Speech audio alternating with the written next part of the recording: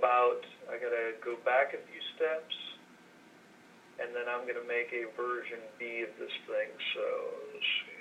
So by taking 3 inches off, I'd be 3 inches lower in the back then too, right? Yeah. That might be really cool. Okay, saving.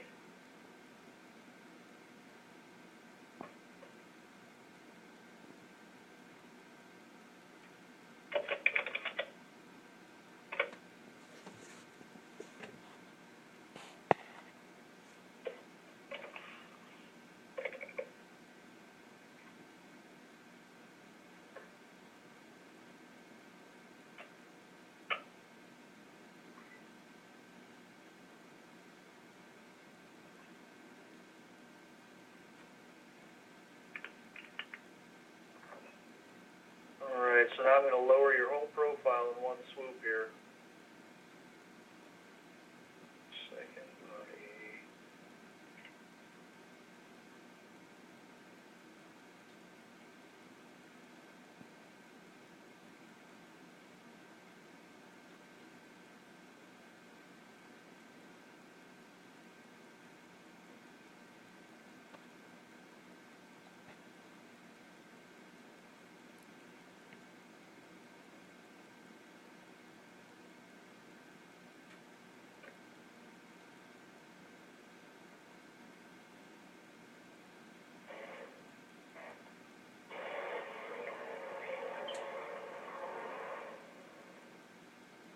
Alright, give you a quick look at what we've affected here.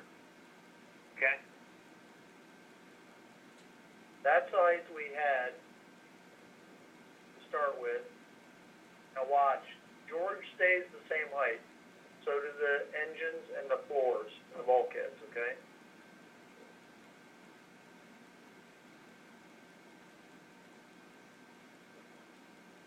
Now, George has better sun cover, headroom's still great, boat proportions overall from a, beauty standpoint are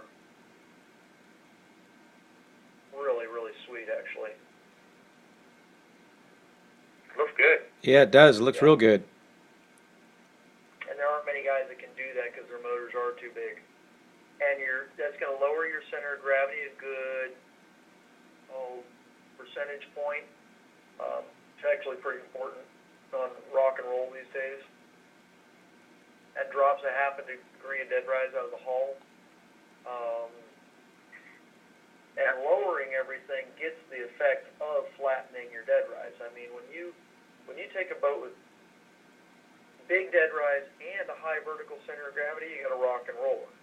If you take a boat with a lot of dead rise and a really, really low center of gravity, which is a halfway compromise, it improves. If you do both, it has the effect of, just flattening the stern. So I think that's a good direction to go. Yep, I agree. So I think what I've got to do then, let me run math on a few things, but let me hear, which, load this 5.9 motors in here as well as the motors you want to, and just see where the floors would have to be for a repower. So that if you do a repower or resell or something like that, somebody says, well, what can I really do with this? She's, too low for what I want to do. We can set the floors properly and make sure that they don't have, Well, I think the only thing we'd have to do is go to the 5.9 that I'm going to get is only 480 horsepower. They make it in and they're going to make it in a 550. So you gain another. That's not a lot, but you gain some more horsepower. The next engine size up is the 8.3, and they make that one up to, I believe it's 650 horsepower. And I think as light as I'm going to have this thing, that's probably all that I'm going to need is if you're going to look at the difference in height and measurements, the 8.3, which is still a pretty small engine, is the only one I'd have to go to. I'm still thinking the 5.9, because they're going to step it up this first year to 550. That means it's probably going to go up even more. But I'm going to keep it at 480 because that's really, it's going to be 1,000 horsepower, and I still think I can bring this boat in under 23,000 pounds. Yeah.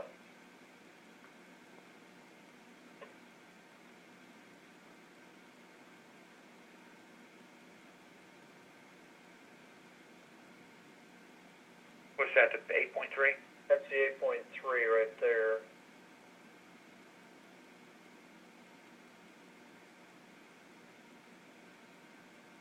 Yeah, you can see we're close. We're in the zone. You know, you might just have to raise your swan sole up 2-3 inches or something. But I'll check the coupling location, the body plan, and stuff like that.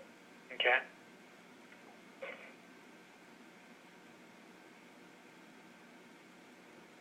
Okay. No, that's awesome. Okay. I think this is, you know, please, I'm sure you will save all this stuff. So, Save it. No, you have to put the quarters in the machine. We'll save it so I can just save your file so I can. This was going to based on the jig pricing that you gave me. Yes, we're going to have to. This will help us give you the right price for the right geometry, because I can look at this and say, okay, here's exactly what I've got to do in order to create this. So. Okay, good. And then on top of what you're doing here, the only other thing that I would need is this may come with it, this may not come with it, but I kind of want to just know ahead of time. But I need one line drawing, which is that I had on the last one, that included, you know, the engines, you know, where we put the main bulkheads, and the fuel tank, and the fuel tank layout. You know, in other words, so if I sent this spec to a fuel tank guy, which I did before, they just built it and sent me the fuel tank. And that's really it. I'm going to leave, like up forward, we're not going to need to do any bulkheads or, you know, actually I can put one in here, but and I'm going to change, you know, this, see how I had this watertight thing, I'm going to change that a little bit too. But I can do that on my own. I don't really need the line drawing for that stuff. But I do want to have it for, you know, where the engine goes, shaft angle, fuel tank, you know, deck heights, you know, that kind of thing. I just had one main drawing that I kind of had taped down to the board there. We just call it a master arrangement and work profile plan. You know, and so it doesn't provide for a layout of much more than the general geometry, and that gives you something to sketch on. Right. Yeah. Absolutely. But anyway, Bruce, I think this thing looks pretty cool here. Yeah, I like it. I really do. I'm trying to think. The Cummins 5.9. Yes. I'm looking at it right now on my drawing. Not the 380. No, it's 480 horsepower. But if the 5.9, your system might have it still at 380 because it's the same profile. Yeah, that can be. A second. I have that drawing number as well if you need it. No, I'm looking at them here. I'm just looking for a later update.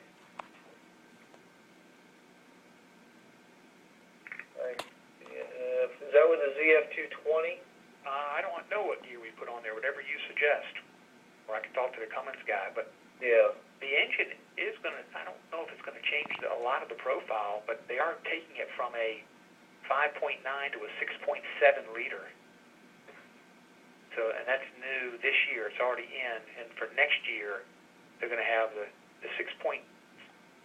So that 5.9 is going to become a 6.7. I'd heard that, you know. There's quite a few changes going to be happening with